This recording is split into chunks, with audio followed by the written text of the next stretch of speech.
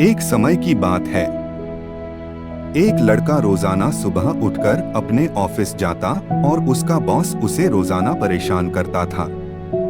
वो लड़का ऑफिस के बाद भी उसके बारे में सोचता और उदास रहता था। एक दिन उसके दोस्त ने कहा कि भाई, तुम्हें अपना दिमाग शांत रखना चाहिए और इतना तनाव नहीं लेना चाहिए। वो लड़का कहता है, मुझे समझ नहीं आ रहा, मैं ऑफिस के बाद भी ऑफिस के बारे में क्यों सोच रहा हूँ। तब उसके मित्र ने उसे सुझाव दिया कि एक साधु बहुत दूर से 2 दिन के लिए आश्रम में आए हैं, लोग उनके पास अपनी समस्या लेकर आ रहे हैं, तुम भी वहाँ चले जाओ। तो वह लड़का उस साधु से मिलने के लिए आश्रम जाता है। साधु से मिलता है और कहता है कि मैं अपनी जिंदगी से बहुत परेशान हूँ, मेरा बॉस मुझे बहुत परेशान कर रहा है। ऑफिस से आने के बाद भी उसकी बातें मेरे दिमाग में चलती रहती है।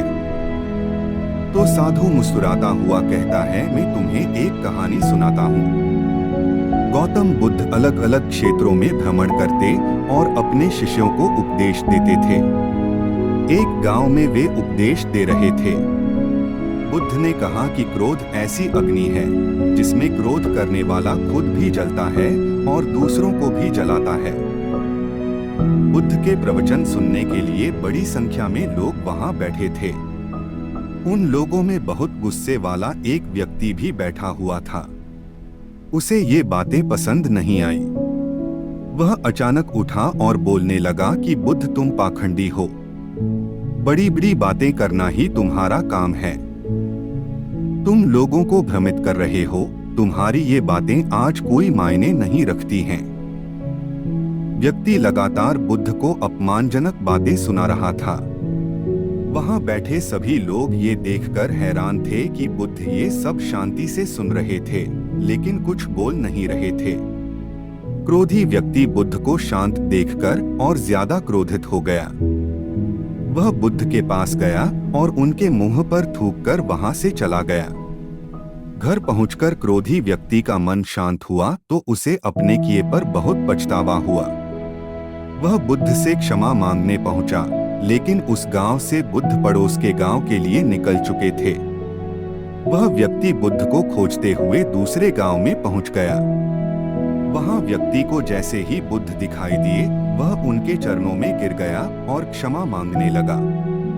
बुद्ध ने उस व्यक्ति से पूछा, तुम कौन हो और क्षमा क्यों मांग रहे हो?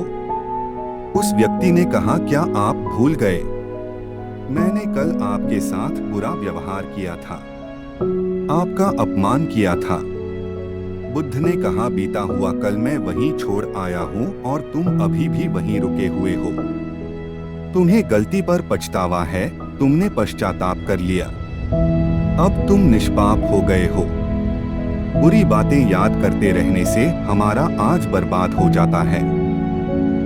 इस आदत की वजह से भविष्य भी बिगड़ सकता है।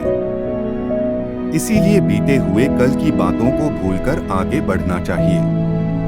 तो इस कहानी से हमें यहाँ सीख मिलती है कि बुरी बातों को बार बार याद करने से हमारी परेशानियां बढ़ती हैं, मन अशांत होता है।